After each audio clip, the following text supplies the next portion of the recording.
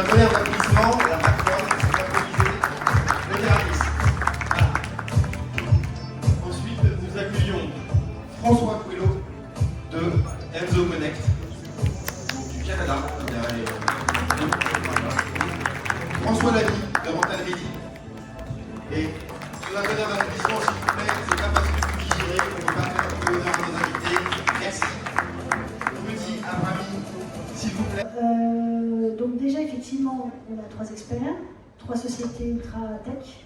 Et le plus simple, c'est sûrement que vous vous présentiez les uns les autres. Voilà, je vous laisse. Donc on a 2 François, 1 Rudy. Et je vous laisse vous présenter les uns après les autres. Merci, donc je m'appelle François. Je vis au Canada, à Toronto, mais je suis de Paris d'origine. Je suis le fondateur de Enzo Connect. On est une plateforme pour l'expérience client, pour digitaliser et monétiser toute l'expérience client de nos voyageurs.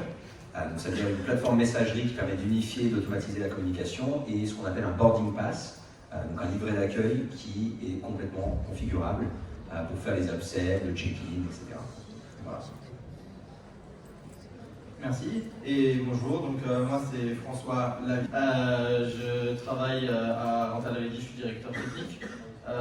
De notre côté, on est un logiciel, un PMS tout en un.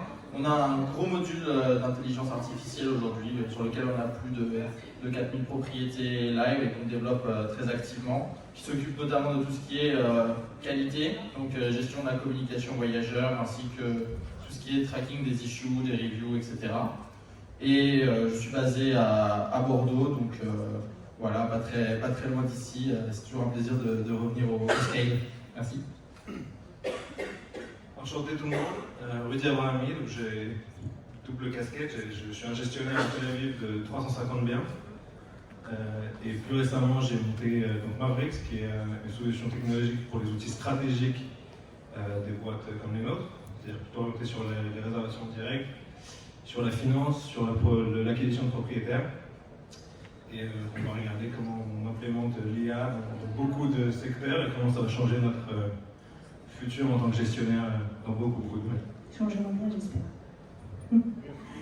Déjà, petite question pour débuter. Qui d'entre vous, alors je crois que Thibaut a posé un petit peu, mais on va revoir avec ce panel-là, qui utilise quotidiennement ou de manière professionnelle l'IA? Pas mal, hein, beaucoup plus que l'année dernière. Je pense qu'on a passé une belle étape. Donc on va commencer en fait, donc moi je reprends le fil et ce qui est intéressant c'est que la façon dont le panel a été créé, ça va vous démontrer la façon dont on peut traiter l'IA avant, pendant et après le séjour. Donc on va commencer par le avant et c'est un petit peu étonnant, là c'est Rudy que je vais solliciter parce qu'effectivement on a tendance à se dire que voilà, ça va surtout être sur le pendant et sur l'après séjour, mais quelles sont les utilisations qu'on peut en faire avant? Bien sûr. Alors effectivement, nous, il y a beaucoup, aujourd'hui on connaît dans l'industrie beaucoup de façons de gérer l'IA et pour les gens, pour la majeure partie des gens, l'IA c'est surtout ChatGPT et les modèles d'LLM, donc de langage, de création, de génération de langage. Donc nous on a décidé d'implémenter ça dans d'autres manières, plutôt du côté des sites et du marketing. Et comment faire pour faire du marketing personnalisé? Donc juste une question, qui ici fait de l'email marketing? Ok. Qui aimerait faire de l'email marketing? Donc en général, les gens ne font pas d'email marketing parce que c'est très compliqué de segmenter, de personnaliser les messages, d'envoyer des campagnes, etc. Donc on s'applique à pouvoir faire ça là-dessus. On s'applique à le faire pour les réservations directes, pour que les sites puissent s'adapter aux personnes qui les regardent. Typiquement, une personne qui va venir en famille ne va pas chercher la même chose qu'une personne qui vient pour travailler. Donc comment est-ce qu'on adapte les résultats de recherche, comment est-ce qu'on adapte les descriptions, comment est-ce qu'on adapte les photos. Si on prend par exemple des gens qui... on avait Ovo tout à l'heure qui était là, qui nous parlait du coup des destinations de montagne. Donc les photos changent si vous cherchez en été ou en hiver. Donc ça, c'est tout un tas d'implémentations qui sont faites et qui vont être faites pour que vous puissiez en fait optimiser et convertir plus de personnes en direct et faire du marketing sans trop d'efforts. Et pour qu'après ça arrive dans vos inbox et dans vos reviews et dans plein d'autres méthodes. Donc ça va de la création de description à l'analyse des revues, du coup au site. Et tout ce qui est marketing, pour notre part. Voilà, sur les deux autres, François, si effectivement sur la partie avant-séjour, c'est des utilisations particulières de votre côté. Oui, de notre côté, sur la partie avant-séjour, donc effectivement, il y a tout cet aspect marketing nous, on ne fait pas, mais on a beaucoup travaillé sur cette partie modèle de langage, et effectivement, on a fait toute une intégration qui prend toutes les données qui sont disponibles sur les appartements, les politiques des property managers, etc. Et nous, on va se concentrer vraiment sur l'avant-séjour, sur la partie automatisation de la communication. Aujourd'hui, c'est tout à fait réaliste d'avoir un modèle de langage qui soit capable de gérer, je dirais, 70 à 80% des messages avant-séjour automatiquement, d'approuver des demandes de réservation automatiquement. Je pense qu'à l'avenir, on va arriver sans trop de problèmes à avoir des modèles qui sont capables de négocier des prix, tout ce qui est special offer. Aujourd'hui, c'est pas quelque chose que j'ai encore vu de manière convaincante, cette partie négociation de prix. Mais pour moi, en 2025, c'est clair que sur tous les cas un peu standards, l'IA est capable de répondre en avant-séjour. Elle va être capable également de gérer tout ce qui est, par exemple, un voyageur qui lui passe ses messages, on lui envoie un long message avec comment faire son check-in, et il dit « Ah, j'ai pas reçu le code », l'IA elle est très capable de prendre le code et de lui envoyer tout de suite, en 2 minutes, dans sa langue, de traduire tout dans la langue des voyageurs. Je ne sais plus combien de langages les dernières versions gèrent, mais on parle un peu moins d'une 50aine de langages qui sont parlés nativement par l'IA. Et c'est vraiment un fantastique outil à la fois d'automatisation et de réponse automatique, mais également d'aide au staff. Ce qu'on voit, c'est que les messages qui ne sont pas répondus automatiquement par l'IA sont préparés par l'IA. Elle explique quoi faire étape par étape, et quand elle n'est pas sûre, elle va se bloquer. Et un humain va pouvoir prendre la main et elle va vraiment l'assister et le guider pour faire toutes les parties répétitives aujourd'hui de la gestion d'un voyageur avant son séjour. Et je vais ajouter, on parle souvent de l'IA comme ChatGPT répond aux messages. Il y a un point d'attaque assez intéressant sur le follow-up des enquêtes des clients. Si vous faites un follow-up, donc un client pose une question, est-ce que vous avez une piscine chauffée, vous dites oui, et la plupart du temps vous laissez la faire parce que vous avez d'autres clients, d'autres guests, etc. Si vous faites un follow-up manuel, vous dites est-ce que vous êtes toujours intéressé dans cette propriété, vous augmentez votre taux de conversion de 20%. Et donc même sans l'IA, je sais qu'on parle d'IA aujourd'hui, même sans l'IA, on voit une augmentation assez importante. Donc maintenant, imaginez plutôt un robot, entre guillemets, ou un LLM, qui répond et qui continue de faire des follow-up. Qui peut le faire peut-être 8 fois, 9 fois, 10 fois, poser des questions, essayer d'intéresser en fait le client dans votre propriété. Donc c'est un peu la direction dans laquelle on va voir la technologie s'évoluer pour justement aider vos équipes et votre entreprise. Et je crois qu'un des sujets, donc c'est effectivement ça, que le temps passé sur le follow-up, le nombre de clients perdus par les non-follow-up, c'est quand même important. François... Est-ce que vous connaissez le taux de conversion sur les demandes de réseau? Est-ce que quelqu'un ici connaît son taux de conversion sur la demande de réseau? Moi, je dirais que c'est une data qu'on est capable de sortir. Est-ce que tu le connais? Mais je le connais pas. C'est 40%. Si vous prenez votre chiffre d'affaires, vous le multipliez par 2,5, c'est ce que vous n'avez pas, c'est l'opportunité que vous avez ratée. Donc il y a énormément d'opportunités sur le follow-up, sur la gestion des leads, et du coup il y a beaucoup de choses qui vont être maintenant l'IA. L'IA c'est un peu un buzzword qui veut tout dire et qui veut rien dire. L'IA c'est un liant, c'est une manière d'automatiser beaucoup de choses. C'est pas la fin, c'est le moyen. Donc c'est un vrai message qui se compte, parce qu'aujourd'hui tout le monde parle d'IA en pensant à l'IA générative. Il y a beaucoup d'autres use cases pour l'IA que vous aurez, que vous utiliserez dans les prochains mois, qui vont transcender votre façon de gérer, parce que ça va vous donner des super pouvoirs. Ce que vous n'êtes pas capable de faire aujourd'hui, c'est-à-dire quand il y a une demande de maintenance, de l'envoyer à la maintenance, de notifier le propriétaire et aussi d'envoyer un message à un guest pour dire à quelle heure vous voulez qu'on vienne et d'updater la task, même la création de la task, aujourd'hui c'est compliqué. Demain, ça sera fait en quelques secondes. Et vous aurez en fait un assistant qui va pouvoir vous aider dans beaucoup de vos tâches habituelles. Et donc c'est une vraie révolution pour tous les gestionnaires. Et j'allais juste ajouter, nous on le voit même avec notre équipe Sales, on ajoute justement des outils qui utilisent de l'IA pour traduire certains messages, pour donner des reports pour l'équipe management, etc. on ne va pas remplacer notre équipe sales avec des chats qui vont aller vendre aux locations saisonnières, ça ne va pas se faire, en tout cas pas tout de suite. Et du coup, c'est plutôt, comme Willy l'a dit, c'est un outil, on ne remplace pas des humains, on les aide à être plus performants, tout simplement. Et l'opportunité que tu as présentée par rapport aux 40%, je crois que personne ne regarde les guests comme un sales funnel, c'est-à-dire tout simplement les opportunités qui ont été ouvertes, les opportunités qui ont été fermées, les opportunités qu'on a perdues. Personne ne regarde vraiment ça de cette façon, on le regarde plutôt en mode j'ai des clients, ils arrivent, j'ai des check-in et c'est tout. On oublie toute la partie enquête qui est une opportunité énorme que vous avez déjà accès. Enfin, chez moi c'était 20 millions de dollars l'année dernière.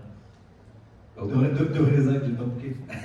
Quand on voit ce chiffre, on se dit qu'il faudrait peut-être en faire quelque chose, parce que c'est autant de gens qu'on aurait pu envoyer à des confrères, etc. C'est des gens qui sont venus dans notre destination et qu'on n'a pas booké. Donc c'est un vrai vivier on parle de rentabilité, de profitabilité des boîtes de court terme. C'est surtout que s'ils sont arrivés chez toi, c'est qu'ils t'ont payé de la com, tu as fait de la pub, tu as fait de la com, donc tu as dépensé de l'argent pour que les gens viennent te poser des questions, et si finalement tu ne vas pas au bout des questions, effectivement la perte elle est d'autant plus importante. Dans les sujets que vous aviez abordés en préparant, toujours dans la partie un peu avant, notamment pour François Gouello, il y avait tout un sujet, une fois que la réservation justement est effectuée, donc une fois que le booking est effectué, toi tu avais effectivement une partie importante sur l'assistance au pré-check-in et la façon dont on prépare la clé du voyageur. En effet, alors c'est pas que des liens, c'est aussi collecter de la data pour justement améliorer le lien. Donc l'idée de collecter l'adresse email par exemple, tout simplement pour pouvoir communiquer avec le client sans nécessairement aller par Airbnb, Booking.com, etc. Comprendre pourquoi est-ce que le client vient chez vous.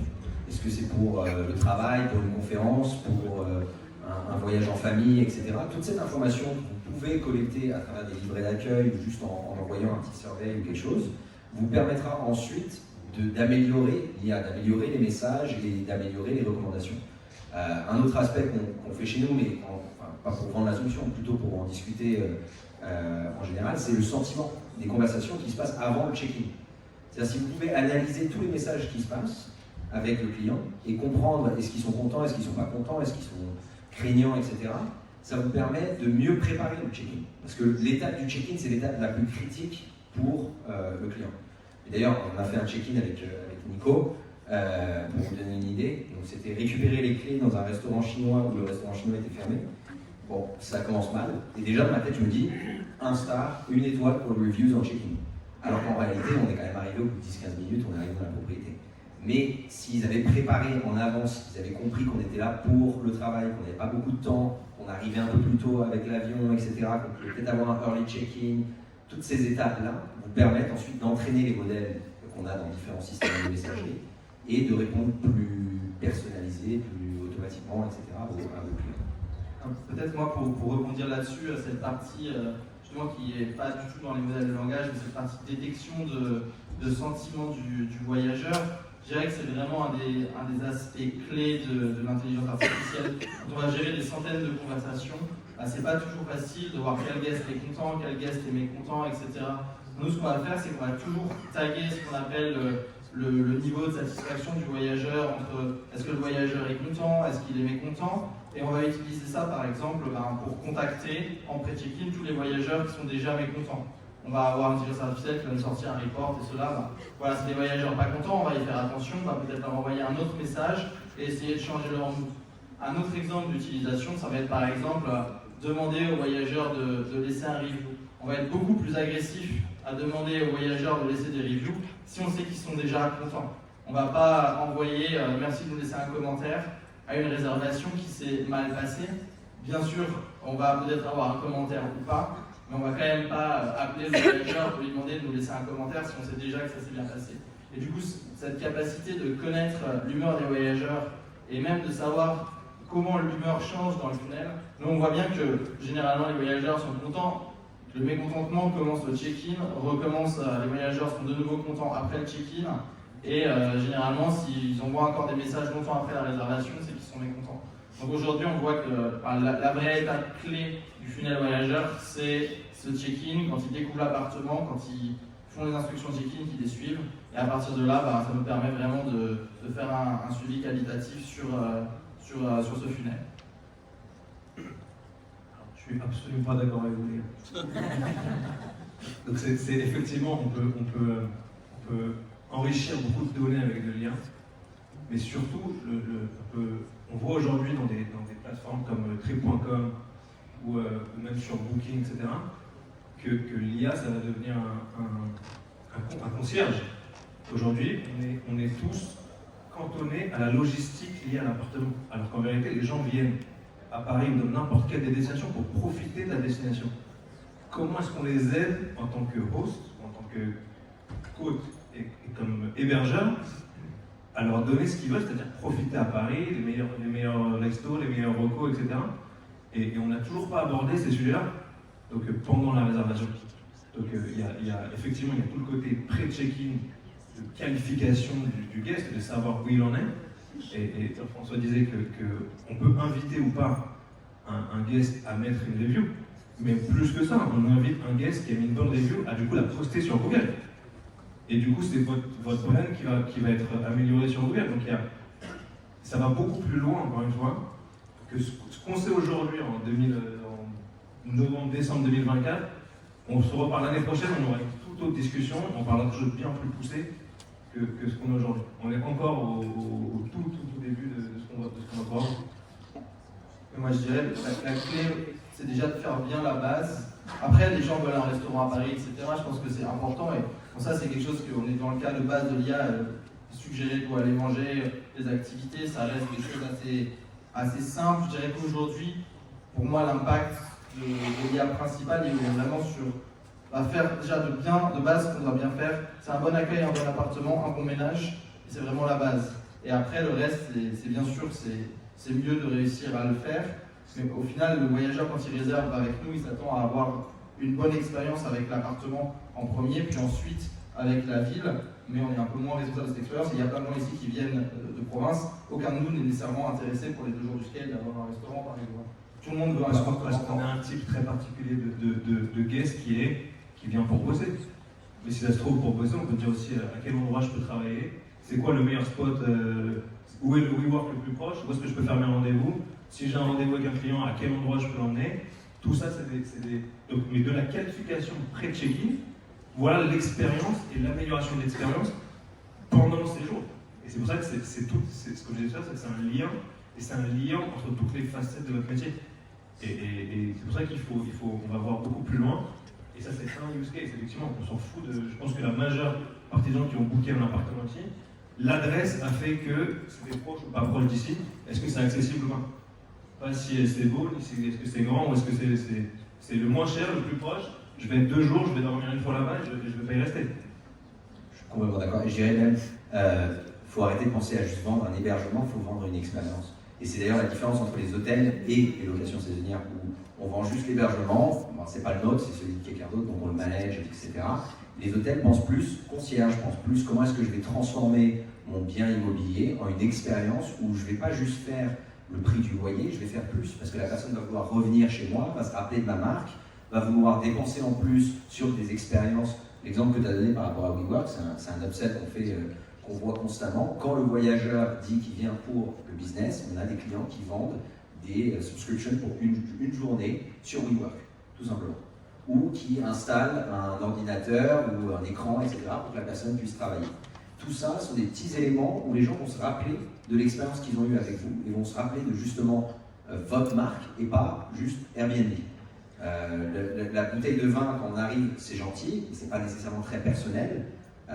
L'expérience avec WeWork, ou même quelque chose de beaucoup plus personnalisé parce qu'on a collecté cette information, c'est là où on peut justement générer beaucoup plus de revenus. Mais le faire à grande échelle, c'est très difficile parce que vous avez quand même le bien à gérer. Donc c'est là où justement l'IA va vous aider à améliorer l'expérience client et ne pas juste faire de revenus sur le prix de la nuit, mais sur tout le reste que vous pouvez vendre. Et si vous pensez à vos, je sais pas comment ça se traduit en français, gross margins, les marges brutes, merci. Si vous pensez à vos marges brutes, et qu'il est au Canada, on dirait ça grandit quand même, c'est bon. Si vous pensez à vos marges brutes et vous regardez justement les marges brutes par rapport aux upsells vis-à-vis des prix par nuit, c'est l'argent que vous allez récupérer pour vous et que vous allez garder chez vous, tout simplement. Donc, Juste pour ceux qui sont intéressés, le WeWork le plus proche est juste de l'autre côté du Constantin-Million. Donc, voilà. Même pas besoin d'y aller. C'est ça, exactement. Demandez-moi. Je vois que le temps tourne un peu. On a parlé là beaucoup du pré-séjour et de comment est-ce qu'on peut vraiment, on va dire, chouchouter nos guests avant qu'ils n'arrivent. Comment on fait pendant le séjour. Je crois que c'est notamment sur la partie opérationnelle. François, qui va prendre la suite. Oui, je dirais que sur la partie pendant le séjour, on va bien sûr retrouver la notion d'upsell qu'on vient de discuter. Donc, toujours fournir aux voyageurs, certains ne sont pas forcément très bavards avant, ils posent plein de questions une fois qu'ils arrivent sur place. Donc, c'est aussi un bon moment pour continuer sur cette lancée. Sur la partie opérationnelle, nous, on va essayer directement de s'attaquer au sujet de la maintenance et de répondre le plus efficacement aux problèmes rencontrés par le voyageur si jamais il y en a. Donc, je pense qu'une des clés de l'IA, c'est vraiment la partie data et notamment la partie data qu'on arrive à avoir sur ces appartements. Donc, ce qui est intéressant, par exemple, c'est d'avoir chacun de ces équipements documentés avec des photos, des vidéos qui expliquent comment est-ce qu'ils fonctionnent, d'avoir des détails sur la description, comment y accéder, etc. Et une fois qu'on arrive à avoir vraiment ce dataset très complet sur un appartement, on est ensuite capable de répondre aux voyageurs de manière automatisée, mais même non automatisée, beaucoup plus facilement que si l'appartement, on a uniquement une photo et on ne voit pas très bien la marque, par exemple, je sais pas, des plaques de cuisson. Si le voyageur nous demande comment s'en servir, ça ne va pas être simple. Donc sur cette partie, nous, ce qu'on va faire, c'est vraiment répondre avec la data qu'on a sur chaque point de l'appartement et également être capable de créer automatiquement toutes ces notions de tâches de suivi et de maintenance.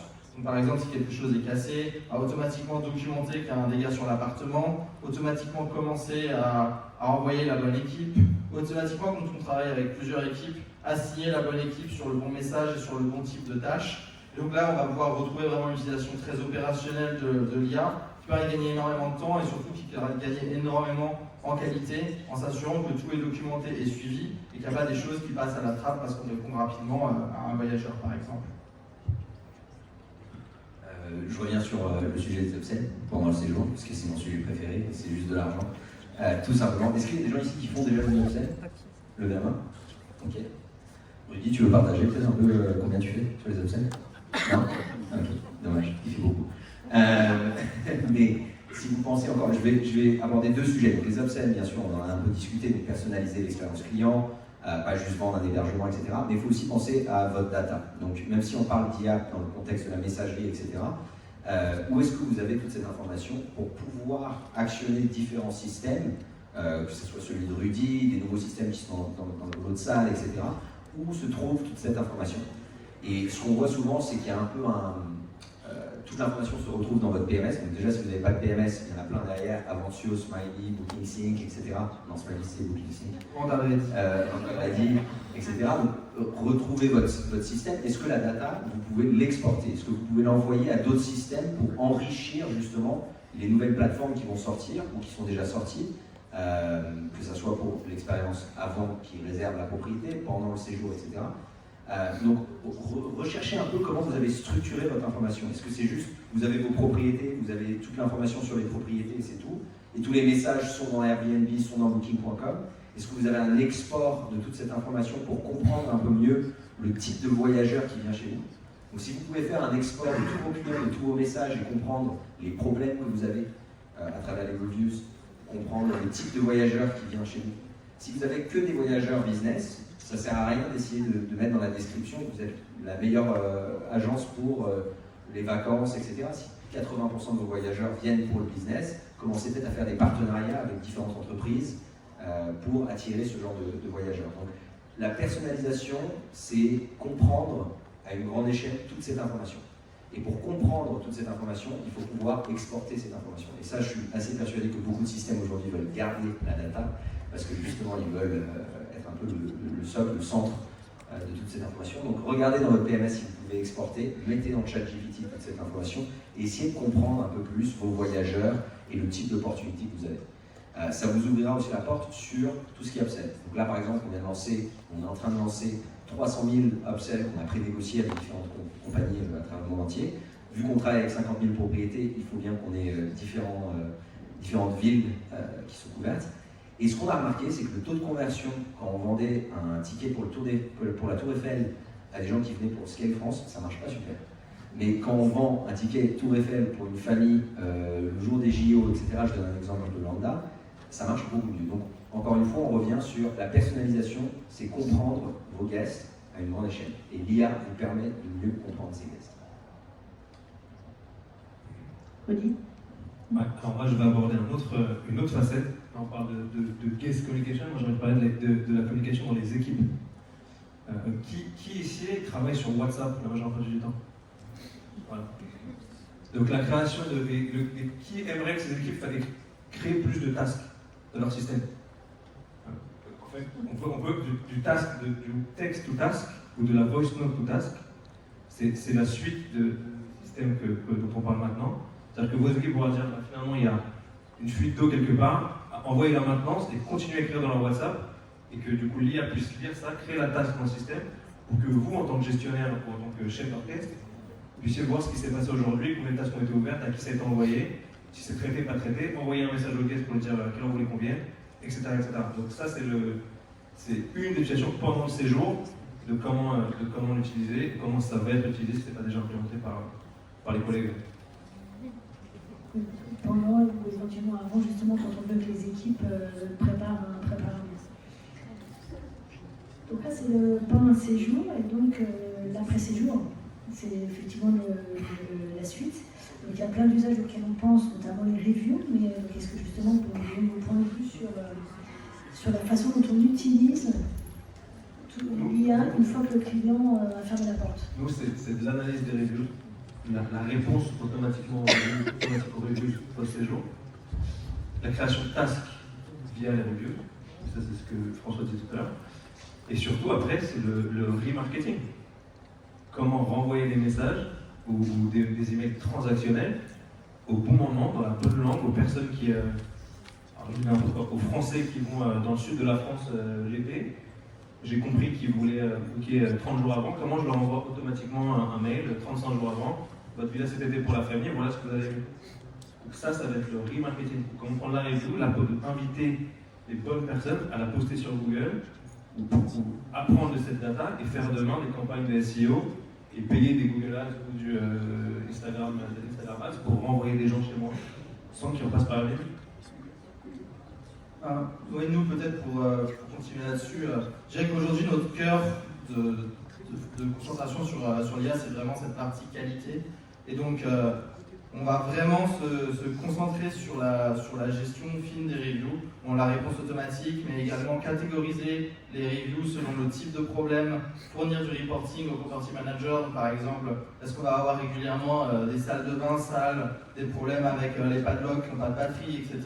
Et pouvoir vraiment donner une vision un peu 360 des différents problèmes qui arrivent et qu'on note à ce moment-là. On va également travailler sur tout ce qui est audit de propriété. Donc par exemple, si on prend un appartement, on va pouvoir sélectionner une date et regarder un récapitulatif de tous les reviews qu'on peut partager ensuite par exemple avec le propriétaire ou avec l'agence de ménage. On va faire vraiment un récap, voilà, cet appartement a un problème récurrent avec un smart lock, il y a régulièrement des problèmes avec l'agence de ménage et il y a par exemple un peu de moisissure qui commence à se développer dans la salle de bain. Et donc en prenant tous ces audits, on va être capable, appartement par appartement, au niveau du portefeuille, vraiment d'aller chercher l'optimisation en termes de qualité de chaque appartement. Ensuite, on va essayer également de collecter et d'automatiser le post-suivi des guests, donc gérer tout ce qui est lost and found, donc les objets perdus, gérer tout ce qui est facturation, donc toujours suivre sur la partie communication voyageur. Et je pense que sur la partie après séjour, on est vraiment sur la qualité. Il ne faut absolument pas qu'un voyageur qui met dans son commentaire que la batterie ne marchait pas, le voyageur suivant, il ne faut pas qu'il arrive avec une batterie qui ne marche pas. Si jamais il y a un problème d'un évier couché, pareil, il faut qu'il soit absolument réglé avant la prochaine réservation. Et là-dessus, c'est vrai qu'il y a des gens qui arrivent très très bien à le faire de manière humaine, lire chaque commentaire et vraiment créer toutes les tâches une par une. Mais l'IA, ça reste quand même un petit peu magique sur cette partie. Vraiment être capable de lire chaque review, créer un follow-up et vraiment s'assurer à chaque fois que tout est réglé. Pour moi, ça reste vraiment le cœur de l'après-séjour en termes d'intelligence artificielle aujourd'hui. Moi, je vais ajouter une chose. tu parlais de qualité. Et ce qu'on n'a pas encore vu, et que voilà, c'est un type, si tu veux, c'est la reconnaissance d'image. Demander aux femmes de ménage de faire une vidéo après le ménage, et en fait comparer les deux photos, donc c'est ce qu'on appelle de l'image recognition. Et donc aujourd'hui l'IA, qui n'est pas de l'IA générative mais de l'IA comparative, est capable de prendre deux photos, les comparer et vous dire finalement ce fauteuil ne peut pas être là, il peut être là.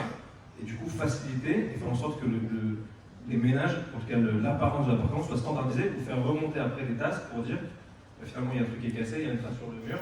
Et donc ça c'est possible aujourd'hui de le faire avec des visites guidées ou même avec des vidéos, que vous faites la vidéo guide, et après faire de la comparaison à la milliseconde de chaque photo, de chaque image. Ça c'est pour tous les gens qui font l'opération. On a tenté, mais c'est vrai qu'aujourd'hui, moi j'ai trouvé que cette technologie n'était pas tout à fait mature. Je dirais que deux aspects sur lesquels j'ai vu qu'il n'était pas très mature, c'est cette partie reconnaissance d'image pour vraiment comparer et faire des états des lieux. Je trouve que c'est un peu bancal souvent. Et la partie communication voyageur quand on parle des appels, qui est aussi quelque chose qu'on explore et sur laquelle j'espère qu'il y aura des changements en 2025. Mais aujourd'hui, c'est très difficile de répondre à tous les voyageurs automatiquement quand ils appellent. C'est facile au niveau des messages, mais en call, je sais pas si vous travaillez dessus. Non, mais c'est aussi une question de coût pour les images. Aujourd'hui, le coût de ces LLM, etc., sur le contexte des images est beaucoup plus cher que celui des messages. On parle de centimes par rapport à plusieurs dollars, donc c'est peut-être pour ça qu'on n'a pas encore... C'est quoi le coût du message d'une étoile? Ça dépend. Suspense, en effet. Non, je crois que la raison principale pourquoi on n'a pas encore vu énormément de système dans le contexte des images, c'est principalement à cause du coût de l'infrastructure. Mais on va avoir des changements énormes là-dessus dans les 2-3 prochaines années. Les messages aujourd'hui, si on regarde ChatGPT 2 il y a 2 ans, le coût d'un message par rapport à ChatGPT 4o, c'est 10 fois moins cher, 100 fois moins cher, etc. Mais je voulais juste revenir sur un sujet par rapport à justement la fin de séjour, récupérer toute cette information, comprendre un peu mieux ces guests et ce que tu disais, Elodie, par rapport à envoyer des campagnes marketing. Si on regarde tous les messages qu'on a eu avec un client et qu'on commence à catégoriser les différents types de messages qu'on reçoit, donc ça soit les messages check-in, que ce soit les messages de vérification, des questions par rapport à la cafetière, etc. Ça vous informe aussi comment améliorer votre processus à travers l'expérience client. Donc aujourd'hui, nous on offre un report qui est gratuit pour Smiley, Avancio et les PMS avec qui on est connecté, qui vous analyse tous vos messages et vous dit ok, vous avez 80% de vos questions sont des questions de check-in. Donc peut-être vous avez un problème avant votre check-in, et il faudrait peut-être regarder comment est-ce que vous pouvez améliorer l'expérience check-in. Ou peut-être 20% de vos messages, c'est des questions par rapport à la pièce d'identité. Pourquoi est-ce que je suis obligé de vous donner une pièce d'identité, ou pourquoi est-ce qu'il y a un dépôt de sécurité, on ne m'avait pas dit avant, etc.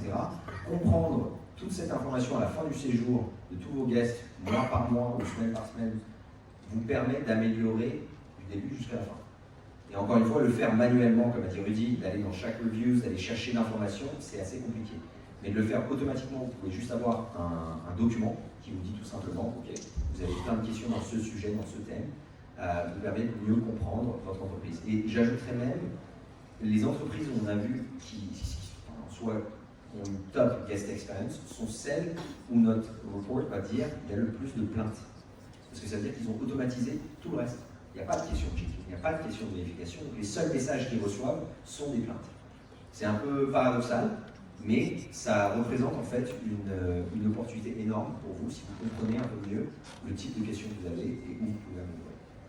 Pour rebondir un petit peu là-dessus, je pense que pour parler de classification, parfois on se dit qu'avec des humains on peut aussi classifier. Le problème c'est que chaque humain qui classifie par exemple des messages ou des commentaires, il va toujours avoir des biais. Et nous on a fait des expériences avec différentes personnes qui vont classifier les mêmes reviews et leur système de classification ne va jamais être exactement identique. Ajouter de l'IA dans tout ce qui est process de classification, ça permet quand même d'enlever le biais de l'humain et de s'assurer qu'on a des datas qui sont jugées toujours par rapport à la même chose et que deux personnes différentes ne pourront pas forcément mis dans la même case. Donc, je pense que c'est vraiment un des cas où l'IA surperforme quasi systématiquement l'humain aujourd'hui.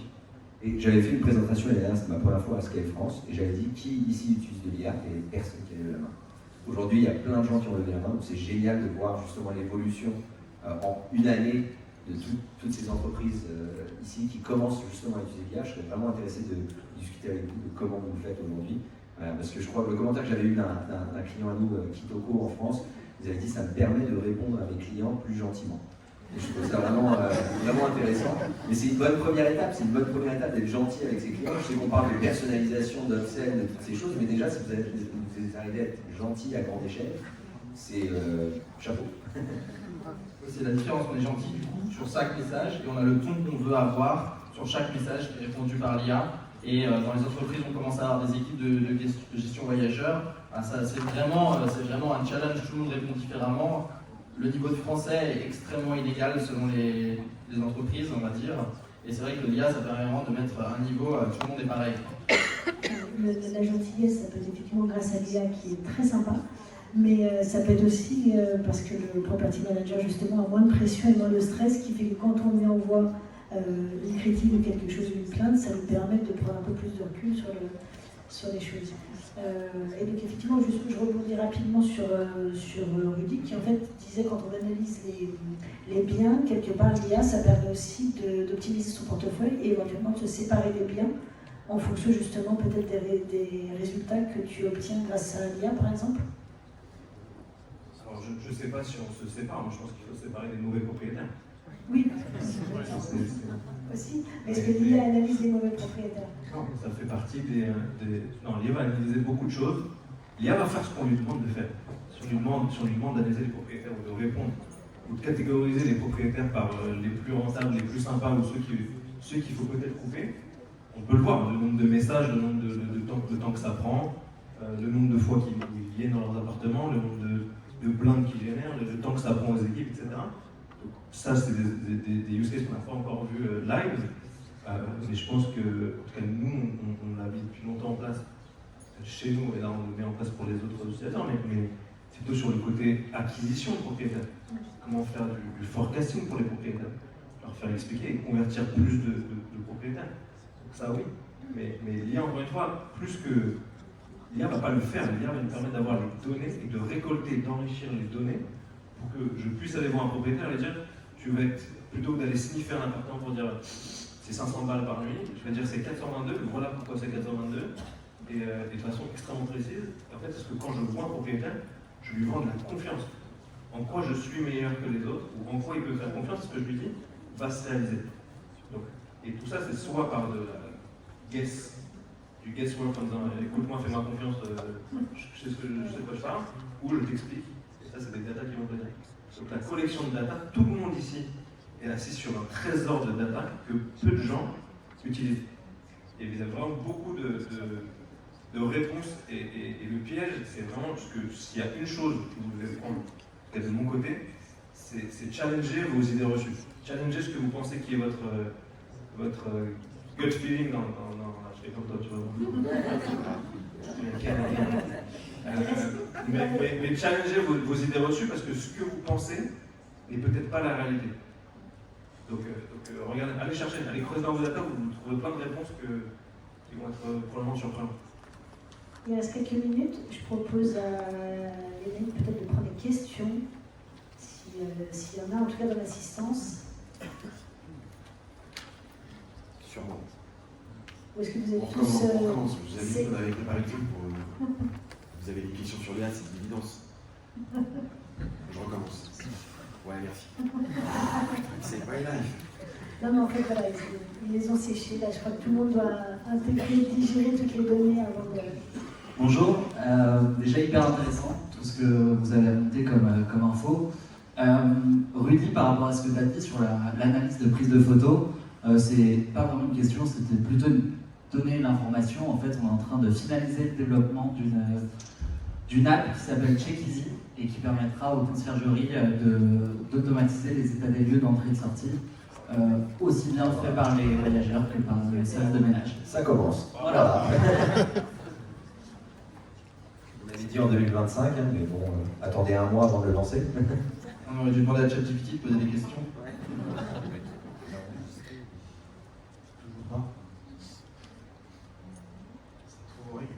C'est la période déjeuner, c'est pour ça. Ouais, vraiment, c'est ça. Alors, on tire au sort, est-ce qu'il n'y a pas une petite question quand même croustillante un peu pour les mettre un peu mal à l'aise? Un peu sympa. Hein, voilà. Mal à l'aise. Ah, merci. Mal à l'aise, il a réagi direct. Est-ce que vous avez des propositions de d'upsell en fait, qui marcherait à tous les coups. Alors, Romain, tu veux commencer? Vas-y. Assurance, frérot. Oui, non, mais je sais. Oui, Assurance. Oui, Assurance des dommages. Ouais. 5 $ par guest, vous assurez l'appartement, c'est du profit, c'est 100% de profit. Alors, moi j'aime bien catégoriser les upsells en deux sauts. On a ce qu'on appelle les opérations et les expériences. Donc, côté opérationnel, c'est early check-in, late check-out, mid-stay cleaning, tout ce qui est. Gas lights. C'est le dernier anglicisme, je pourrais. Et du côté expérience, ça va être plutôt les activités, les musées, etc. Alors il y a plein d'agrégateurs comme Viator, Get Your Guide, qui sont des plateformes justement où ils ont toutes les différentes activités et peuvent vous donner des commissions sur ce qui est vendu, tout simplement. Donc si vous partagez des liens, etc. Alors c'est des choses que nous on intègre chez nous aussi. Ce que Rudy a dit par rapport à l'assurance, nous on a un produit par rapport au damage waiver avec les défauts de sécurité où justement on peut faire un arbitrage entre le damage waiver et le... Hein? Pourquoi? Oui. Ah, pardon. Frais d'assurance, on ne peut pas appeler ça une assurance. C'est pas vraiment une assurance, c'est juste qu'on prend, soit on prélève une caution de 100 €, soit on prend un paiement de 20 € direct et on dit, ok, si vous avez n'importe quoi comme dégâts jusqu'à 200 €, on va pas causer d'embrouille.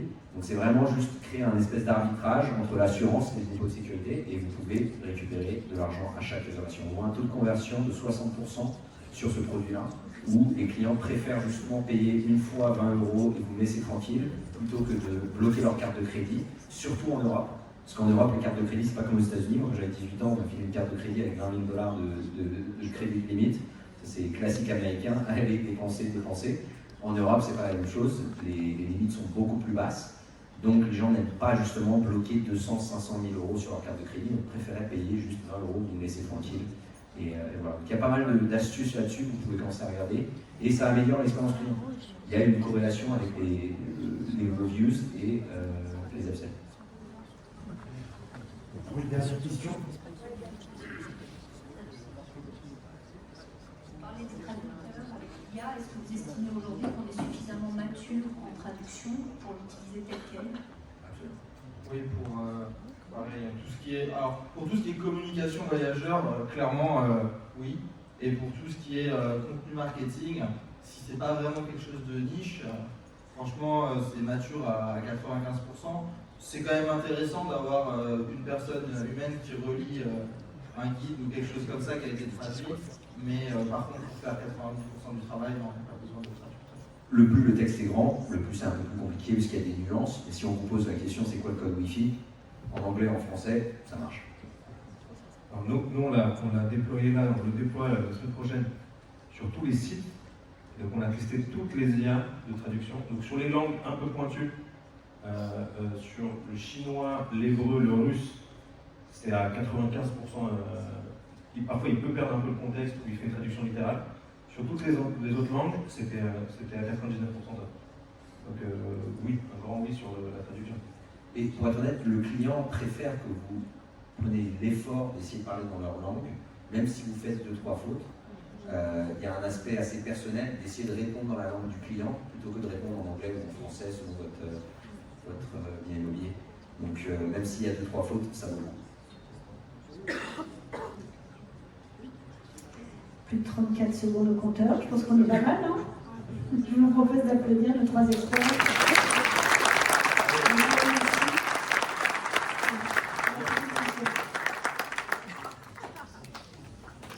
Merci beaucoup.